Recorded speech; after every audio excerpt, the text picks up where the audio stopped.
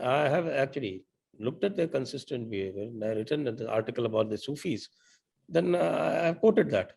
Yes. You can start the great Sufi, the Mujaddid al-Fasani, the Ahmad Sarindi, Mm. from there to their successors, um, his Citti. son, his grandson, who was the mentor of Aurangzeb.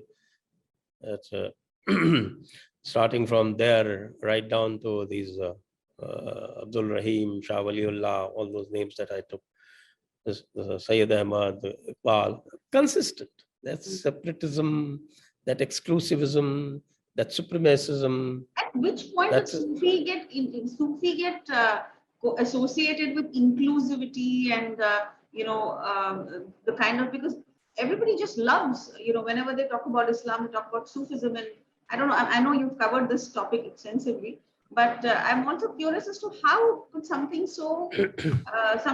be so misunderstood, with that's what's called propaganda. What else is propaganda? Just because they sing and dance, people think they are moderate.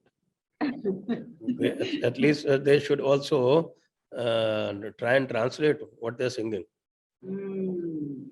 Just because That they they're don't singing in do. that twirling, they seem to be like, very liberal and The very whirling open-minded. dervishes, just because they whirl around, of course, they are called kafirs by the Devbandis.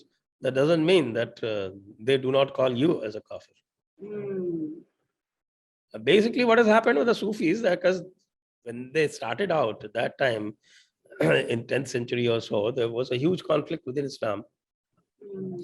And that was a time when these Shariat walas actually won that contest. And till that point, there was definitely an inclusive chapter to Mm. the Sufism.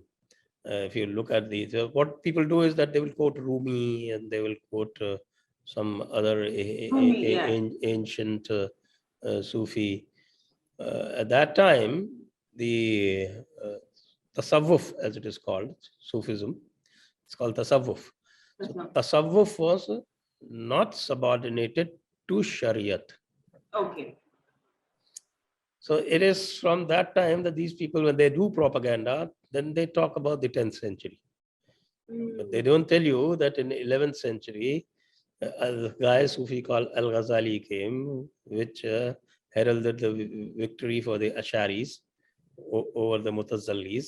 They used to be at that time, the rationalists.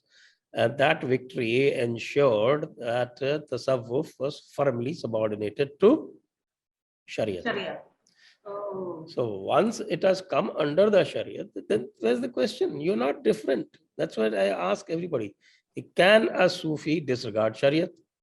Mm. They will either not answer you Mm. or they will say yes.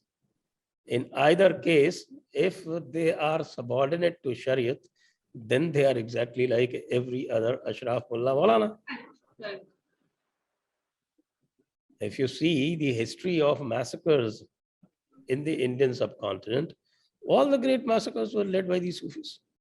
Mm.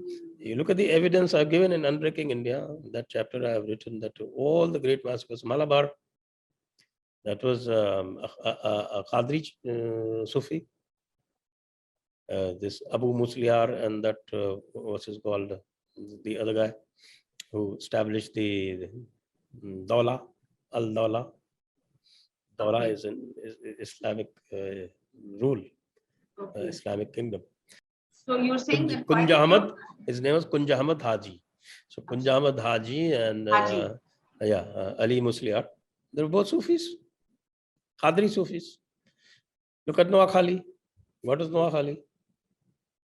That was Nizami Chishti, Ali Sarwar, Hussain Sarwar. Mm. And look at all the killings that happened in Punjab. All these Sufi tariqas who were leading them. Look at the killing of the gurus. That was Correct, correct, correct. Naqshbandi Chishti, this Ahmad Shah, Mm. Ahmad Sarhindi. He was the one who inspired the killings of the gurus of the Sikh gurus. Sikh gurus. So all this is a complete hoax. Then look at the evidence afterwards. Who was Aurangzeb? He also, I think, followed a Sufi. Yes. So he followed the Naqshbandi tariqa. He was his peer murid. You know, you have this the guru disciple kind of a relationship, peer and murid. His peer was Muhammad Masoom, the son of Ahmad Shah, Sheikh Ahmad Sarindi. So Mian Masoom was his peer. Aurangzeb's peer. Aurangzeb's peer. Right. So he was actually initiated into the Naqshbandi Sufi silsila. All these Abdul Rahim, Shah Waliullah, all of them followed the Sufi tariqas. So this is a complete hoax. Let not anybody be misled by these. There's only what is called. I think there's somebody made a very fine remark as a comment on one of my videos on Sufis. सूफियों में और बाकियों में फर्क इतना ये है कि वो गाना गा के आपकी गर्दन काटते हैं.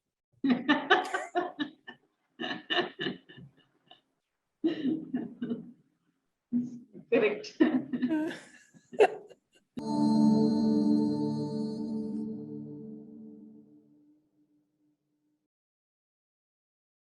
Please remember to subscribe to us and switch on the notifications for this channel. For our other social media links, more content, and to support our work, please visit citti.net. Dhanyavad. Namaskar.